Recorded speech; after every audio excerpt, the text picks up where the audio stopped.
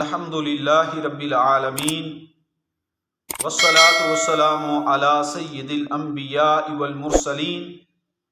وعلی آلہ واصحابہ اجمعین۔ ناظرین و سامعین، گمراہ فرقے اپنی گمراہیوں کو اور بد اعتقادیوں کو فروغ دینے کے لیے اور سادہ لوگ مسلمانوں کو صراط مستقیم سے پھسلا کر اپنی نظریات اور اپنے باطل عقائد پر گامزن کرنے کے لیے طرح طرح کے ہیلے بہانے اور طرح طرح کے جال لگاتے ہیں، جن کے ذریعے سے سادہ لوگ مسلمانوں کو پھسلا کر وہ بد اعتقادی کے راستے پر لوگوں کو چلاتے ہیں۔ اسی طرح کا وتیرہ اور طریقہ کار ہے اہل سنت و جماعت کا لیبل لگا کر روافض کے عقائد و نظریات کو ترویج دینے والا ایک گروہ تفضیلی ٹولہ اور اس کے سرگنا سید ریاض شاہ، یہ جو پنڈی والا ہے، اس کے بھی اسی طرح کے حملے ہوتے ہیں سادہ لوگ مسلمانوں کو پھسلانے کے لیے۔ کل مجھے ایک ویڈیو بیان اس کا موصول ہوا جس میں اہل سنت و جماعت کے قطعی اور اجماعی عقیدہ کو کہ اہل سنت و جماعت کے نزدیک یہ بات قطعی طور پر اور اجماعی طور پر ثابت ہے کہ انبیاء و مرسلین کے بعد سب سے افضل ذات حضرت سیدنا ابو بکر و عمر رضی اللہ تعالی عنہما کی ہے، اور صحابہ میں بشمول حضرت مولا علی سب سے افضل حضرت ابو بکر و عمر رضی اللہ تعالی عنہما ہیں۔ اب یہ اس عقیدے کا، اجماعی عقیدے کا، قطعی عقیدے کا انکار کرتے ہیں، تو انہوں نے، ریاض شاہ نے، سادہ لوگ مسلمانوں کو معاذ اللہ اس اہل سنت و جماعت کے اجماعی اور قطعی عقیدے سے پھسلانے کے لیے لوگوں کو ایک حربہ استعمال کیا،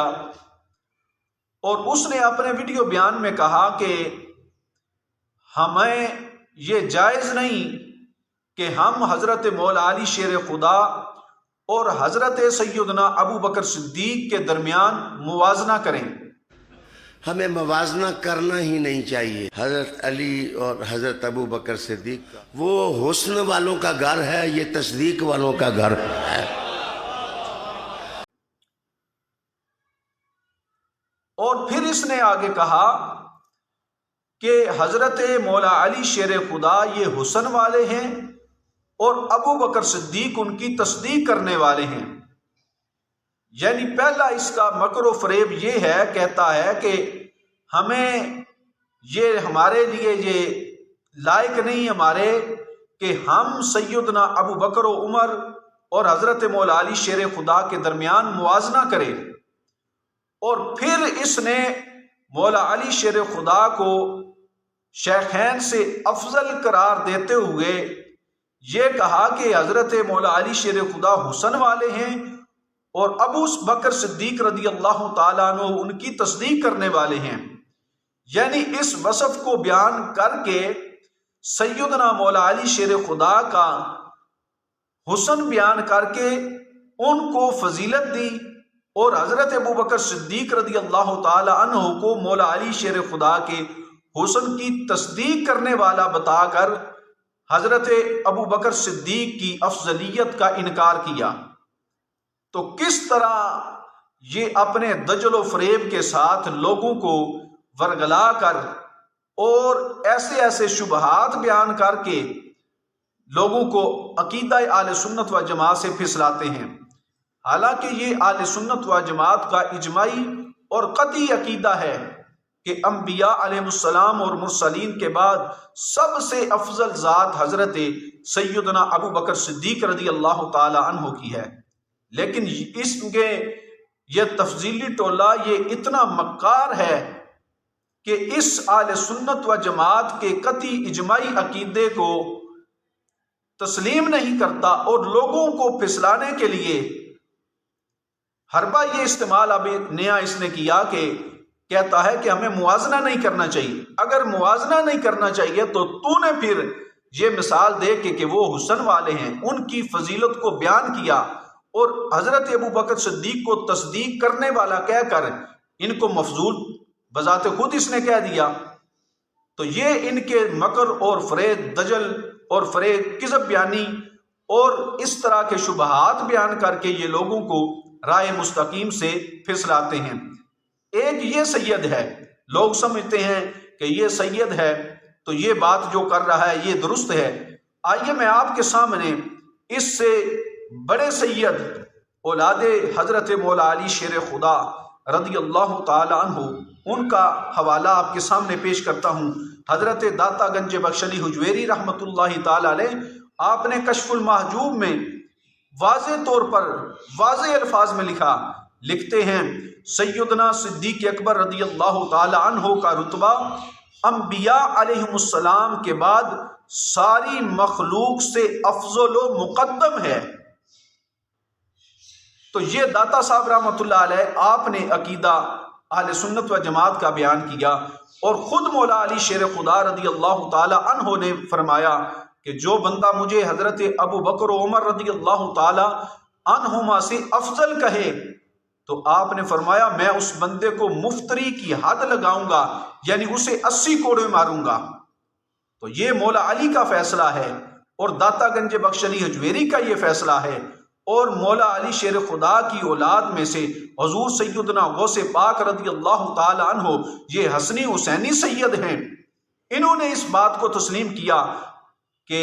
صحابہ اکرام میں سب سے افضل حضرت ابو بکر ہیں، پھر حضرت عمر ہیں، پھر حضرت عثمان غنی ہیں، اور پھر مولا علی شیر خدا ہیں۔